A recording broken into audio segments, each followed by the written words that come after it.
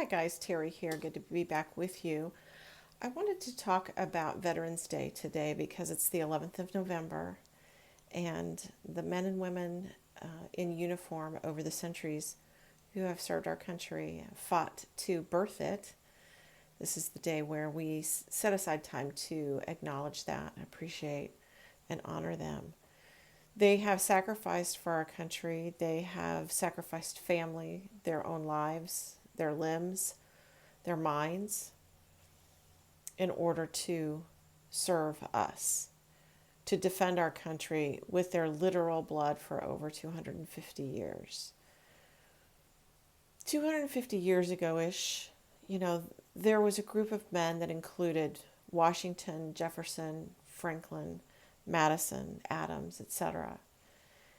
And these men came together to compromise, to do some serious thinking, and to create something that was revolutionarily different. This government of the people, by the people, for the people. And this is something that has given us so many blessings over the years. It was a difficult and arduous process, and they wound their way through that process and came out with something so wonderful that we benefit even today from. Today, however, the men in government include the likes of Cruz, Comer, McConnell, Gosar, Lindsey Graham. And these men have shown themselves to have vast seasons of the lack of ability to govern. They currently can't create a budget. And before, when they were trying to, for 45 times or more, cancel the ACA because they had a replacement that they'd have in 2 weeks, they didn't. They can't even create a new health care plan. Instead, they've invested in just tearing things down so that they don't have to govern. And they've handed over the keys to our democracy to the executive branch so that the executive can consolidate and continue to consolidate more and more power. Instead of standing up and doing something, creating something, acting in a positive manner for us as a nation, they've acquiesced and rolled over. Instead of the courage and tenacity of their founders, these are feckless men and women who brown nose and puff out their chests and find themselves, I don't know, they're certainly not governing. These two groups of men are not the same. They are not the same. And there have been people, and I don't particularly care for Paul Ryan, God bless him, but he had the decency to step away for quote unquote, spending more time with his family. There have been people who have left Congress because they, for whatever reasons, but at least they left and didn't stay to continue to destroy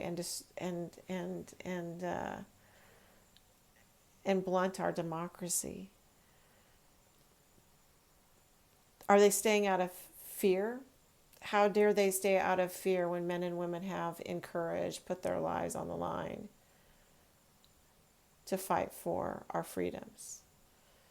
Are they staying for greed, avarice, love of money, love of power?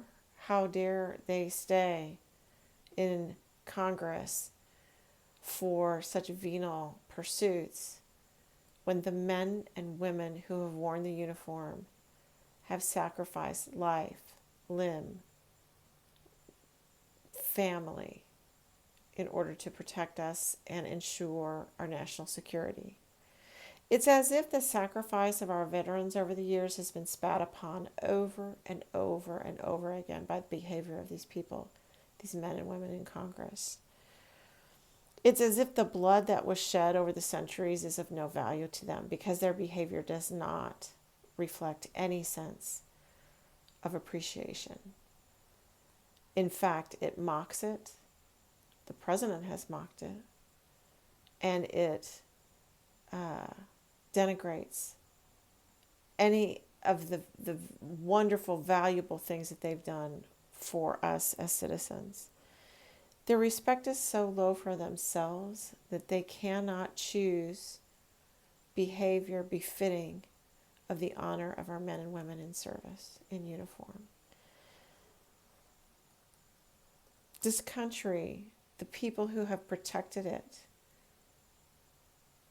have allowed the men and women in Congress to enjoy the blessings of this country, and yet they cannot, for potentially multiple reasons, do the right things and act in a way that's befitting of the honor that our men and women in uniform deserve. All right, guys, that's it for today. We'll see you next time. Bye now.